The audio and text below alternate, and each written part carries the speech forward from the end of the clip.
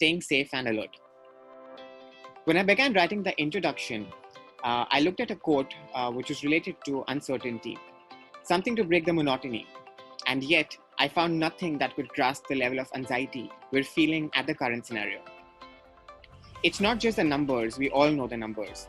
It is the uncertainty and how the COVID-19 outbreak has forced us to abandon our usual course of action and incorporate a new normal in our personal careers and businesses. Before the crisis, many global economies and companies were looking down from high above the mountain, excited about how far they had climbed and looking forward to reach the top. Today, a mere 5 weeks later, we're all back at the base camp, and some of us are sliding back even further. This has not just impacted companies, but also individual professional growth. But we have not lost the collective wisdom of the leaders that led us to the growth. And so today, we turn to them for some answers and much needed insight. On that note, I'd like to welcome you all to our webinar on navigating your business and career during COVID-19 pandemic. Please join me in welcoming our panelist, a veteran business leader and entrepreneur, Mrs. Anjali Bansal. Anjali is a trailblazer in Indian corporate circles. Her long list of professional accomplishments highlight a dazzling career steeped in innovation and ingenuity. She has served as the non-executive chairperson for Dena Bank, leading a remarkable turnaround in futures of the one-time struggling bank. She has also founded Avana Capital, an online funding platform for promising startups, through which she has mentored the rise of companies such as Make My Trip, Safari, Lenskart, Urban Clap, amongst many others. Anjali also chairs the Niti Aayog Investment Council for FinTech and serves on the managing committee of the Indian Venture Capital Association, IVCA.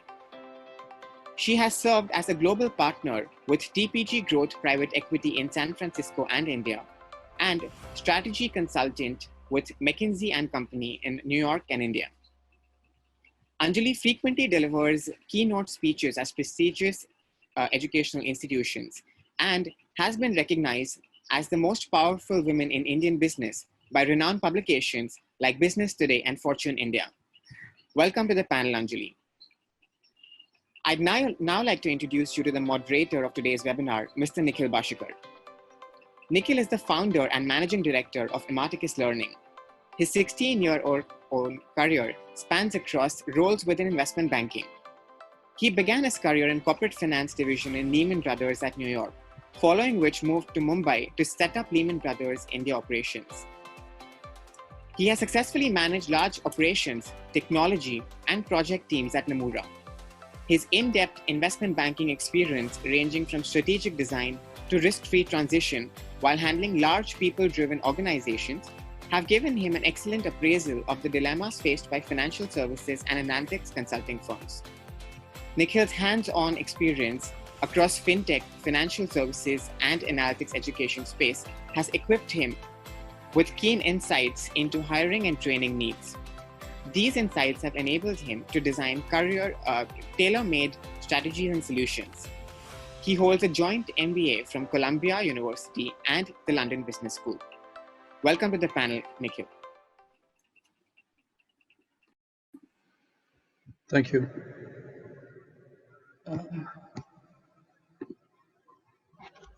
Perfect.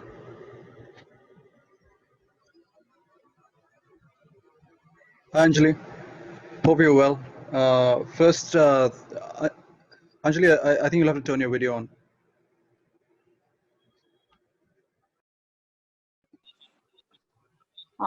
Good. I think the host had disabled both camera and microphone. So good afternoon, everyone. Pleasure to be here. First, Anjali, let me start by thanking you for the time. There are about 400 people and counting, waiting to hear from you specifically on COVID and its impact, etc. But before we get started, Anjali, let's talk a little bit about how do you get from engineer to consulting to doing your own private equity shop and the myriad of other things you do in terms of your board positions and government, etc. Tell us a little bit about your career. Tell us more specifically, maybe some inflection points And I'm sure there was no COVID-like situation, but maybe a little bit more something similar. Maybe you can share with us as with your long career. So thank you very much. A pleasure to be here. And Nikhil, I wish I could say that there was a grand plan and it was a carefully charted journey. It actually hasn't been a carefully charted journey. It has been a journey really of discovery and sort of exploration and discovery. I started life as an engineer in some ways. Did my graduate engineer training at ISRO. Was always fascinated by science and technology and all its opportunity, but realized very quickly sitting in the lab that while I liked science, I don't think I could do that as a career for the rest of my life. Got a scholarship to Columbia in New York. So we share an alma mater there. And went and did my master's in finance and business, then joined McKinsey & Company in New York doing strategy consulting. I've always had an interest in development and microfinance. So in fact, even before McKinsey, I worked with Women's World Banking in New York itself. Came back to India, continued to work with the firm. India at that point, and this is the early 2000s, was a very, very interesting place. A number of new industries were opening up. The whole space of banking, new banking licenses, insurance as a sector was opening. Later, retail opened up, telecom opened up. So it was just a very, very vibrant market full of new opportunities. Did that for a few years, continued to stay involved actually in microfinance. I was an advisor to Seva Bank and so on. And then chaired my first board was the board of FWWB, which is Women's World Banking in India, and worked with them as a board member and a chairman for several years, non-executive. Then left McKinsey. I had an opportunity my first entrepreneurial opportunity really was to start the Spencer Stuart India business. So more out of ignorance, like I said, not a carefully charted journey. Great opportunity, seemed like an interesting thing to do, tremendous firm. And I felt we were solving important problems that around leadership and corporate governance. From there, I joined TPG in private equity as a global partner based in Mumbai, but covering India, Southeast Asia, Africa, Middle East, and working with my partners in San Francisco. And post that, there's Dena Bank, as Sahel mentioned, where I was appointed. The bank was already under quite significant stress to help steer it to an outcome. And then we started Avana Capital, my colleagues and I, and there's a bunch of us actually that are Avana Capital. It's not one person. Our goal is to invest behind highly innovation-led businesses because we believe that innovation is the way to actually solve a lot of large problems in markets like India, whether it is education, access, financial inclusion, market linkages, formalization. So I can talk a lot more about that, but really that's the journey. Along the way, I've had the privilege to serve on some excellent companies' boards as an independent director. Have had tremendous learning and some tremendous colleagues on those boards. Sure. So let's jump right into it, right? So I remember the first time I thought about COVID, or my first reaction, and maybe it's my first reaction to everything, is that this is going to go away. This is media hype, and we'll be away from the office for 7 days, and the 10th day we'll be back in.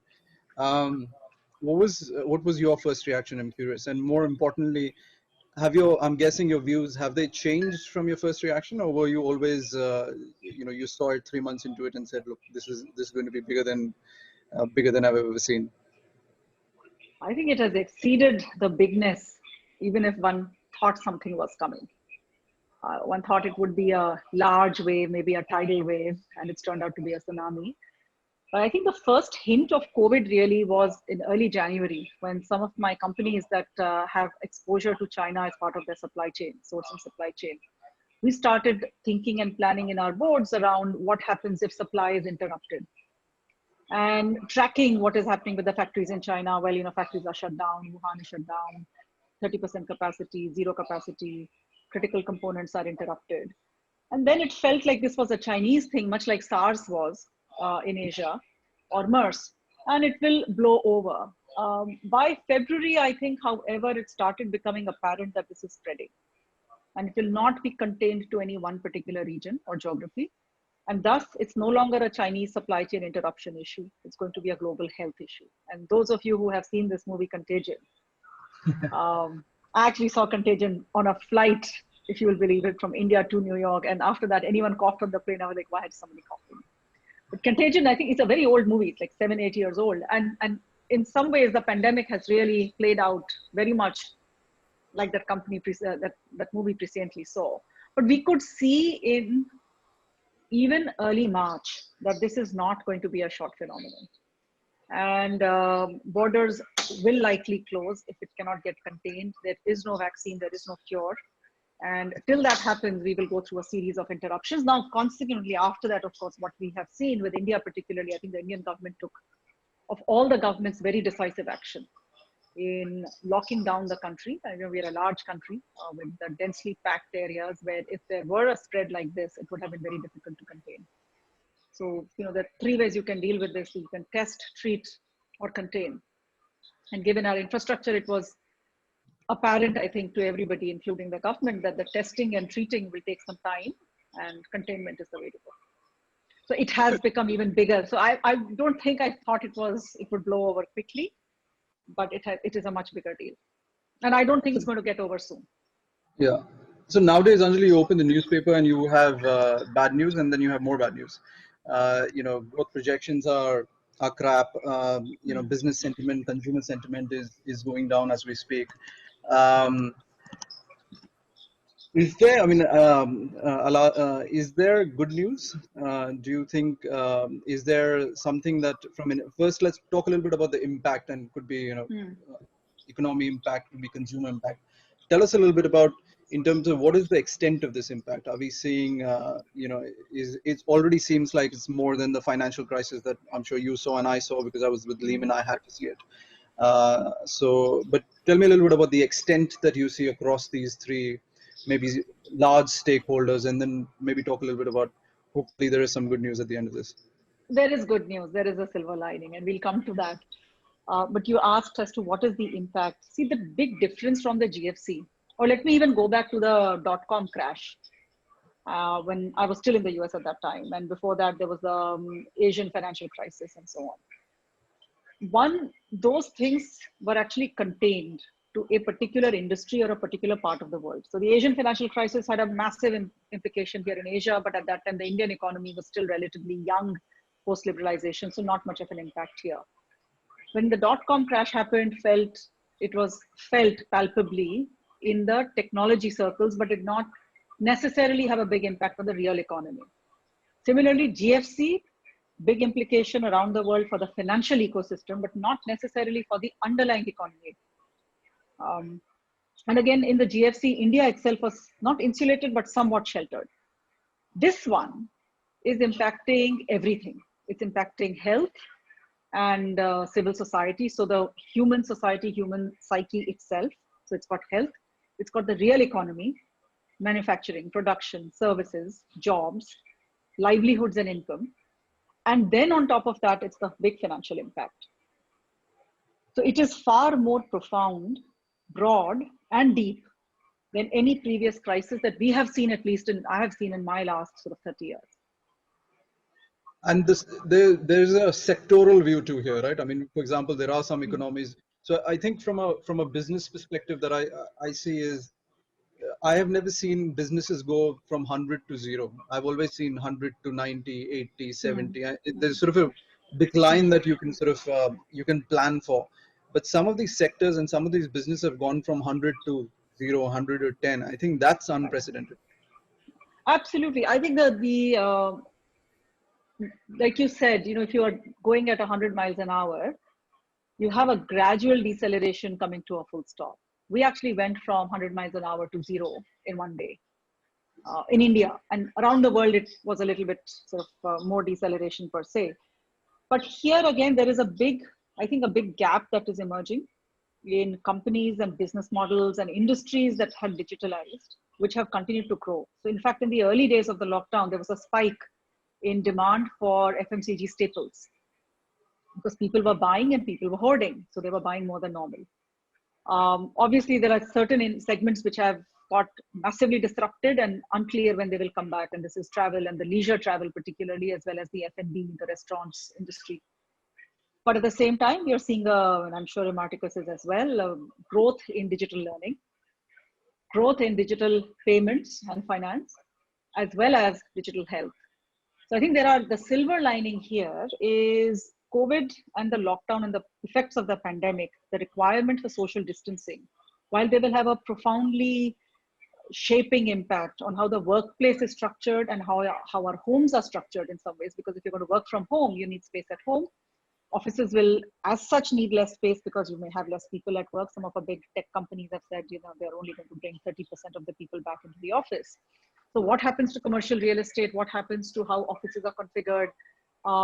And all the service industry that revolves around large offices, that will get disrupted. At the same time, there's a dramatic, rapid acceleration in digital adoption. I think in our own daily lives, we would have seen how this has trickled down into the Bharat part of our ecosystem. So, India particularly, we have seen this divide, digital divide between Bharat and India, where smartphone adoption, a lot of our apps are in English. But this particular situation, you can see your bhajiwala, your regular sort of service providers in the distributed commerce, your unorganized, semi-organized, informal economy, all adopting digital payments. I'm seeing this now in the MSME segment, which MSME segment has a lot of sort of cause for concern and will face challenges, but it will also accelerate the adoption of digital. So there are certainly silver lining there. Yeah. Let's talk about response, right? I mean, one was impact, the second was response. How have, in your view, I mean, I have my own views. I'm a US citizen, so I'd rather not talk about Mr. Trump's performance, but how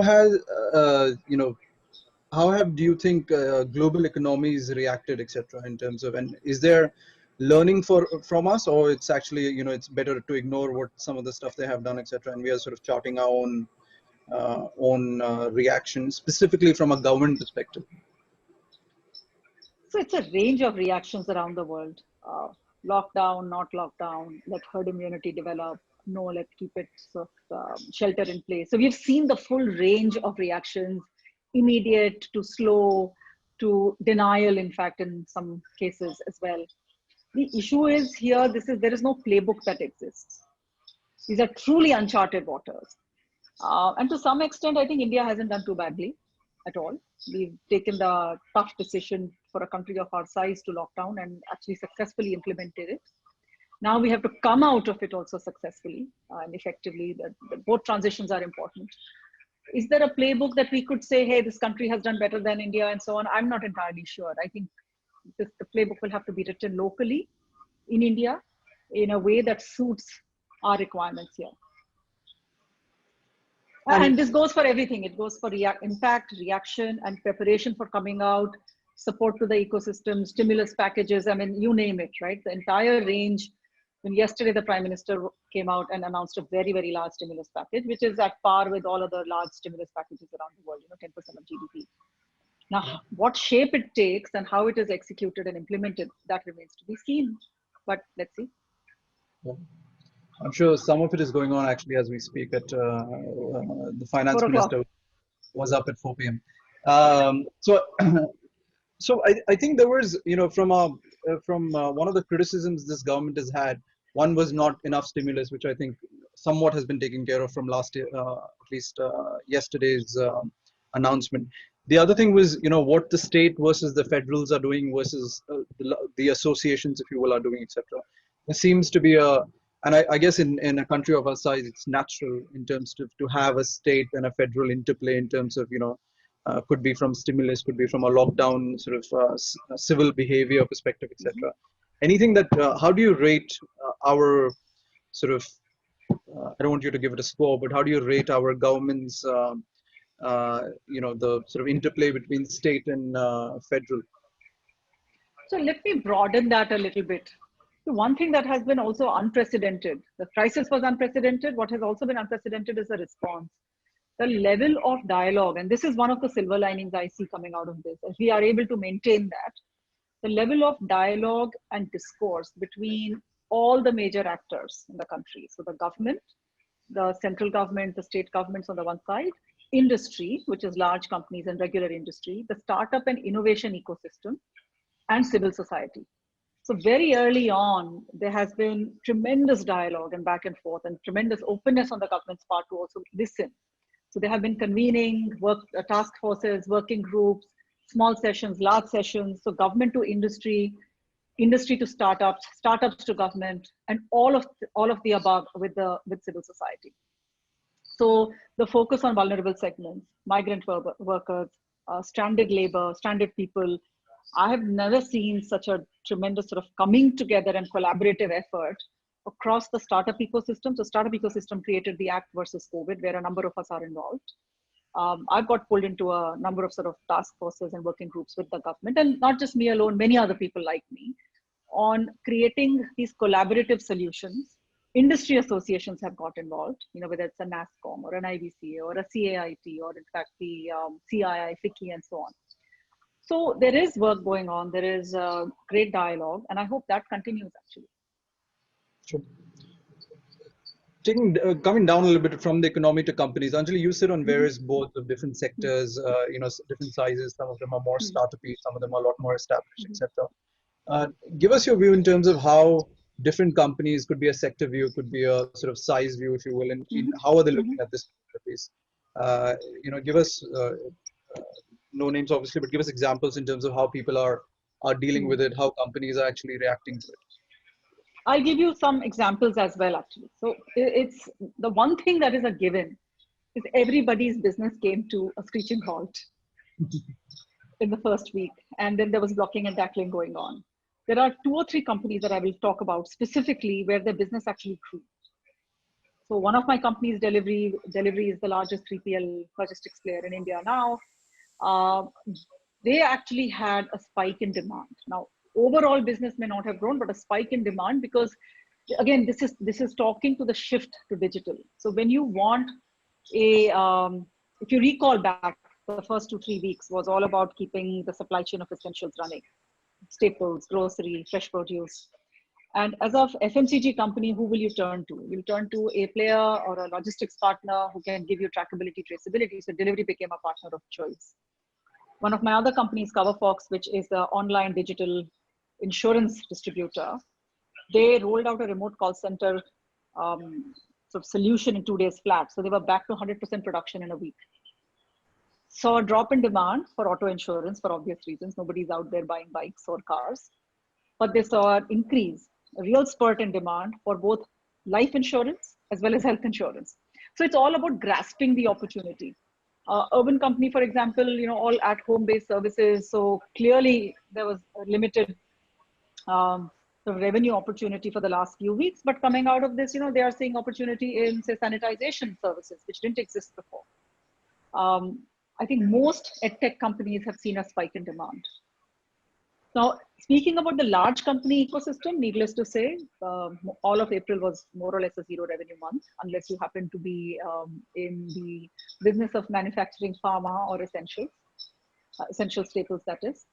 Otherwise, zero revenue, markets are closed and the costs are fixed because we are under disaster management. And obviously, companies all want to be responsible with their employees and not to lay off people. So it has been a case of stepping back in some cases. So beyond the obvious crisis management, stepping back and thinking about, can our business be repurposed? Can we reimagine? How do you redeploy your teams? And in the startup world, for example, a lot of companies have said, okay, let's use this time for product development. Typically, your engineering and dev teams have no time to think. They're scrambling to meet demand. This is the time to engage with your customers, get customer feedback, do new product development, rethink your digital strategy, for example. So that's what's been happening in the startup world. In the big company world, similarly, they're saying, okay, this is an opportunity to redeploy our teams, think more about digital, use this better. And to some extent, I think it will make companies a little bit leaner and more efficient as we come out of this. At the same time, rethinking around supply chains.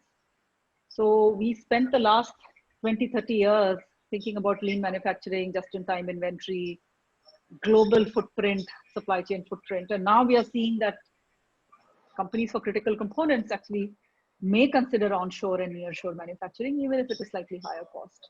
And India certainly is sitting on a big opportunity. And I'm conscious that the participants in today's session are a lot of them are in finance. So I think financial services will continue to see growth.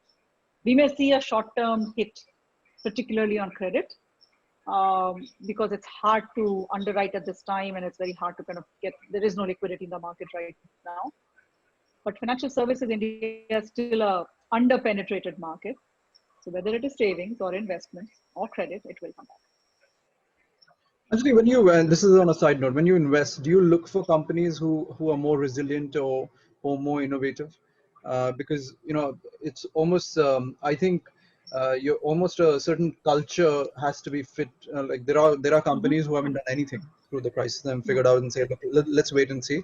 The best they can do is cut costs and hopefully ride it out. There Mm-hmm. are other companies, like you gave us examples, who have turned 180 degrees, their business model Mm-hmm. 180 degrees, and some for the better and some for the worse, frankly. Mm-hmm. I've seen some bad examples where you turn 180 degrees and nothing happens. Mm-hmm. But as you're a serious investor in a lot of companies, etc. Is that part of your sort of selection process? Do you look at companies Right. that are more resilient or? No, so we look for a few things. We certainly look for innovation, and innovation is not just about disruptions. To me, innovation and disruption are two sides of the same coin. There are a lot of very successful unicorns are built on very old businesses. Logistics is an old business. Bill discounting, cash management is a very old business. It's just that you're doing it differently now. So we look for innovative business models, terrific entrepreneur and leadership teams. And terrific to us means that they are agile, they are hungry for learning, they have a measured approach to risk, they're risk takers, obviously. And agility is the speed of movement, but also the speed of learning. So they're always open to learning. They're hearing things, they're learning things, and they're quick to shift if need be. At the same time, are confident in what they're doing. The stage at which Avana invests, we look for a product market fit. So there is some proof of concept already in the market. And all of our companies, we look for frugality in how they build and a keen focus on unit economics. And one of the things we've heard from, and we've heard everything, right? No offices, no colleges, everything goes online. We don't need offices anymore. I heard from a real estate company that we're going to make homes bigger now because people are going to spend more time at homes, etc. So the Right. bedrooms need to Right. make bigger. That's why commercial real estate is going to go. Residential real estate Mm-hmm. prices are going to go up, and commercial real estate is going to go down. But from your view, tell us a little bit about what stays, what changed. Is it what long term? They say to change behavior takes 21 days. For a lot of us, it's been about 60, 70 days in the house. At least I have gotten some good habits and bad habits, like most of us here. But tell us a little bit about what stays, what doesn't, etc. So I can give you my wish list of what I wish stays. I think COVID has done more to reduce the carbon footprint of the world than any number of climate conferences would have. Right? So Yeah. my wish list is we learn how to do business in a more efficient way with less travel and are not rushing around for a meeting in Delhi or Bangalore or New York or London or wherever it is. And I think one of the big things that has shifted in the last several weeks is, think about this webinar right now, right? Otherwise we would have had to do it. We wouldn't have thought about doing it as a webinar. It would have been an in-person, we would have planned it for weeks and people would have traveled and spent a lot of time. Now this is so much more efficient. So I do hope, and I think some of these efficiency habits will stay. Work from home becoming a reality, no longer a fringe activity, I hope will bring more women into the workforce and keep them in the workforce if it becomes more possible and companies become used to working and managers become used to managing distributed teams. And the taboo sort of about work from home goes away. The third thing is, I think the digital adoption and the coming together and the acceleration of the physical and the digital, which I hope will continue. I think this acceleration is now not reversible. What I'm less hopeful about is that suddenly, humanity, we will discover the joys of less consumption. I do think that once lockdown lifts, people will be out there. They will want to go and holiday and they'll be fearful, of course. I think physical distancing, by the way, will continue to stay for a while, in my view. But consumption will come back. As long as incomes come back, consumption, the desire to consume will come back. And I don't see vast swaths of people turning green or going vegan or consuming responsibly and so on. Sure. one of the things we all of us, and us bankers included, we always talk about numbers a lot.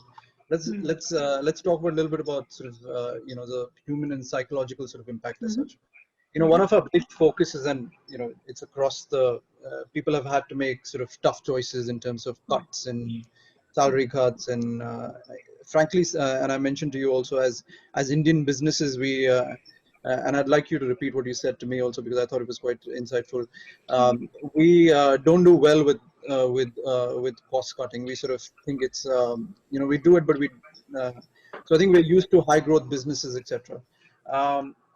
Talk to me a little bit about is there a easier way to think about these decisions, or there are a lot of senior professionals on the webinar. How do they think about that? What should impact these decisions and what shouldn't?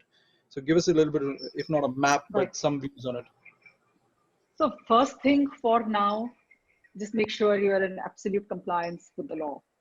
We are under Disaster Management Act, and there are certain things you can do and certain things you cannot do when it comes to workforces. So it has to be absolutely in compliance with the law. Going forward, when we spoke about this a little bit, Nikhil, earlier, that we tend to be very optimistic. Indians are quite optimistic actually when it comes to planning. And we seldom do things around scenario planning, for example. We think, okay, this is a base case is the best case. We don't think about what the worst case might be. So from a cost point of view, it tends to be not necessarily around, let us build lean and frugal. It tends to be, how can we quickly cut costs, cut corners sometimes, unfortunately. And not a systematic approach to creating efficiencies in the business. Some of the best companies actually periodically, of course, they are focused on growth and so on and so forth, but periodically will go through a review of where is the flag, where do we cut?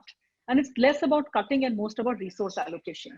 Ultimately, you have a limited envelope of resources, financial and people. Where do you deploy both the financial bandwidth as well as the people bandwidth in areas that will give growth? And where do you take them away from, i.e. take cost out, is areas where there is less margin and less growth. So I think a much more systematic approach to cost will come about. And perhaps just in general efficiencies, if we learn how to work in a more distributed way, real estate costs will go down. I think a lot of things will get automated for sure, particularly when it comes to distancing in manufacturing and factories. And even financial services, right? If offices need to have a certain distance between people, then we may find different work models. So actually different business models and operational models may emerge. So one of the questions that, and I personally struggle with this too, I think, how do you deal a COVID impacted workforce, if you will? Do you cut them slack? Are you you rally around like, it's a war zone time, etc.? What have your companies, etc., what have you, in your board meetings, etc., what are you seeing as some of the things that other people are doing? It's a time of high anxiety. And what we must recognize as leaders, we must acknowledge that it's a time of anxiety for us, it's a time of anxiety for our people. And it's a lot of different things. It's anxiety about, will the company still be alive after COVID? What happens to my job? What happens to my family? There is health, there is income, there are lots of anxiety. But by and large, there is a acknowledgement, at least in all my companies, both startups and big companies, that you've got to handle this together. So we've actually spent a lot of time in building camaraderie, in keeping that camaraderie, the solidarity, that sense of, we are in this together, we have to fight this together, we'll come out of this together. That's a very important part of leadership at this time. And care for people, caring for your own people, caring for, even not your permanent employees, but your ecosystem around you. So the caring is an important aspect, while of course you have to be extremely pragmatic about making sure the business survives. As I said, jaan hai to jahan hai. So if you survive, then you can thrive. I like how you're quoting Modi. I'd like if you can quote a few sentences from what he said yesterday, though. I wouldn't even try.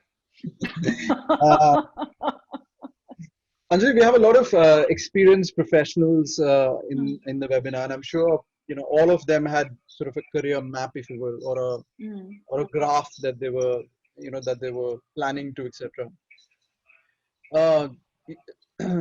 And we are starting to see impact across the board. What people thought was going to Mm. happen is not happening, etc. How do they think about this new sort of new normal, if you will? What are some of the things that they should be doing or not doing, sort of to to navigate in the next 1 to 2 years, hopefully? Not doing is having, it's very easy to say don't get anxious, but it's very hard to not get anxious when there is so much uncertainty. But, and this is, by the way, advice I give to all my entrepreneurs as well as friends amongst us, is while you're looking after your business, you're looking after your people, you're looking after your family, don't forget to look after yourself. So making sure you're reaching inside to find resilience, and equipping yourself with, sometimes it is new skill sets. And I know several, I've heard of several sort of situations where particularly folks who are not used to managing distributed teams are really struggling. And similarly, people who are used to a lot more direction and a lot more structure in the workplace, now that they're working with less direction and working from home, are also struggling to cope without that much direction and guidelines. So I think finding in yourself, A, the resilience, staying healthy emotionally and physically, staying agile, learning new skills, and new skills could need not just be, I'm going to learn how to code. It's not as obvious as that, particularly if you are sort of accomplished professionals already. But it could be a new skill around managing a distributed workforce, managing through technology. I had a friend the other day who said, you know what, I'm learning how to use Slack. I said, good for you. Then there are I'm various things you adding can do. I'm adding cooking to my list, but yeah. You can certainly add cooking. I know people who are doing gardening and sort of growing wonderful things in their balconies and their terraces and so on. So yeah, a lot of different things you can do. For the most part, I think there's another silver lining to this enforced at home is the time we are all spending with our families. So you're saving time from commute. Yeah. Places like Bombay have long commutes. We are saving time from traveling and commuting and so on. Of course, the flip side is you're working very long hours and working very intensely, but you do get more family time.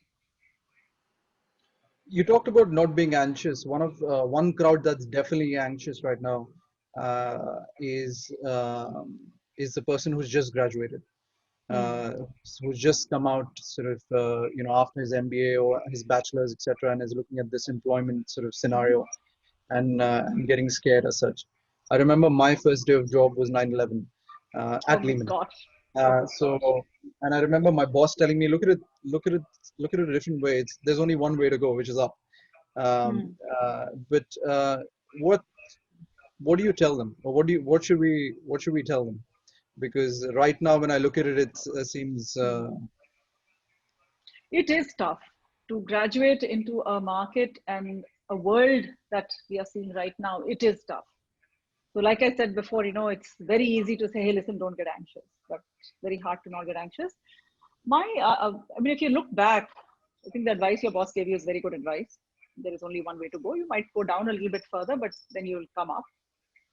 Have faith in resilience of our society and our economy and the market as a whole. Continue to invest beyond your MBA or beyond your undergrad, whatever degree, whatever school program you're coming out of. Find internships. If you're not finding jobs, find internships. Be willing to work for less income, perhaps no income, but continue to build your skill set, because at this stage in life, really what you're equipping yourself with is the toolkit, and the toolkit will come in handy later in life. Stay flexible. It might be unstructured work. It may not be one job, it may be 3 jobs. You must split your time, and you may actually find yourself in the gig economy for a while versus a structured job economy. sure. But remember, some of the best companies today were actually started post either a meltdown or a crisis. So Uber, Netflix, all of these. So there is hope. Anjali, I promised to let you go at 4:50, so I have 8 more minutes with you. If you don't mind, give us your parting thoughts, and then I have a few questions that are quite relevant here, and I'll pick 4 or 5 of them and comment them. why don't we go to questions, and if you can give me 4 or 5 questions, then we can address them all in one. So one, and I'll generalize because there's a category of questions. One is, can you comment on the stock market? Why is it behaving the way it is? I'll paraphrase. I don't think you want to hear the rest of them. But I think the idea is the stock market in line with what's happening economically, etc. And frankly, and I think this comment is is relevant for the US market also. So there are minds and brains much smarter than me and far better equipped, and economists and financial experts who are trying to decode why the market is doing what it is doing. So who knows why it is doing what it is doing? It seems to be not necessarily linked with the real economy. Perhaps it is reflecting sentiment. Perhaps it is reflecting expectations. But only time will tell. I do not have an answer to why the market is doing what it is doing. Sure. I mean, I have heard every possible theory on this, and I have heard from people, there is a view that the worst is behind us. The worst happened on March 26th, and then the market will go up with the stimulus. And one real factor driving the markets is the fiscal stimulus around the world. And so now it is on the up and up. The other view one hears is that there is so much volatility and uncertainty that it is best to stay out of the market right now till things are a little bit clearer. The other one, sure. The other one, Anjali, I pick up from here is around the healthcare sort of viewpoint, etc. And I know you sat, I'm not sure you do now, but you sat on the Glaxo board. That's right. I used to be on the Glaxo board till recently. Yeah. So the question is more in terms of digitization in healthcare. What is the viewpoint? Are we going to get more of that? Can India sort of lead that business, or can become sort of the cornerstone of it? So absolutely, I think digital. There are a few elements to digital in healthcare. One is data and analytics, and hence diagnostics. The other is pharmaceuticals research and development, and so on and so forth. And the third is medication treatment. And the third is the very important sort of physician-patient interaction. So the patient-physician interaction, which has been, or telemedicine, which actually has been quite slow to adopt digital. I think we'll see some acceleration. I'm not sure we will see transactions developing on that yet. But the course of this lockdown, if you are feeling sick, you can't go to a doctor. I mean, nobody wants to go to a hospital right now, right? So I think there's a lot more comfort developing both at the physician end as well as the patient end to do the remote consultation. I think the biggest gain will be on the development of a much more robust health database. So there are, of course, issues and concerns around privacy, but at the same time, the collection of data around people, their demographics, their health conditions and illnesses, I think will become far more robust. And there's a initiative underway that ACT is actually supporting called the Bharat Health Stack. Much like the India Stack on payments, this is the Bharat Health Stack, which you will hear and see a little bit more about as it develops. Sure.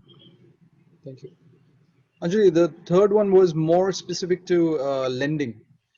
In terms of, I think with the moratorium that sort of, there was a bit of confusion in terms of specifically, NBFCs saying that, look, I think we are not going to lend further, or I don't think it sort of has had the same effect maybe that the government would want. Talk to us a little bit. I think the question is more related to MFIs, but maybe we can generalize across lending in terms of how are lending companies going to look at the scenario over the next 2 to 3 months, etc.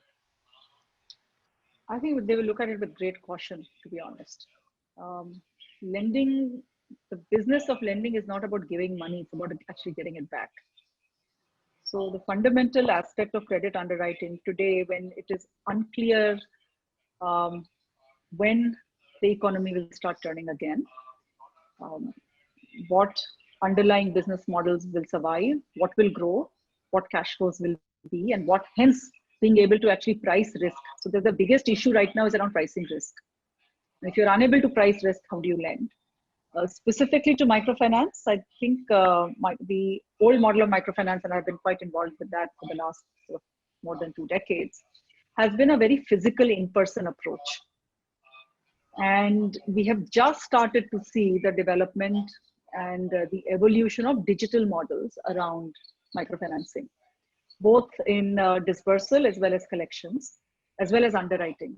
So I think the acceleration of digital underwriting is a given already. So as we get more robust data sets, it will be more possible to do digital underwriting.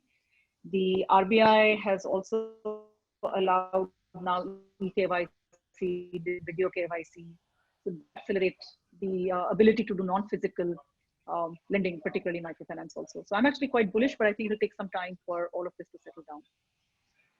Fair enough. I think that's all we had in terms of questions, Anjali. Any parting thoughts from you before we let you go? Well, like everything else, this too shall pass. It's both a crisis and an opportunity. And those of you who are like very, very busy right now, stay very busy. It's good. And those who are not, use your time well, develop new skills, spend time with the family, and make sure you stay healthy. Thank you, Anjali. It was a pleasure having you.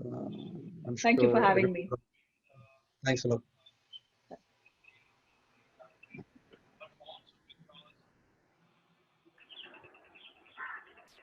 Thanks for that, Nikhil and Anjali. We have a quick poll for all the participants. Kezia, can you help me launch the poll, please?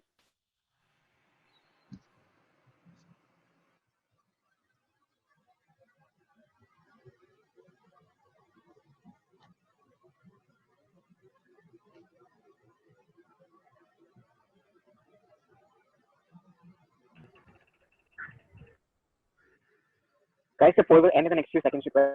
To participate. Okay, I think we've got our responses. Thanks a lot for your time, guys. Thanks for participating in the webinar. Stay safe and have a nice day.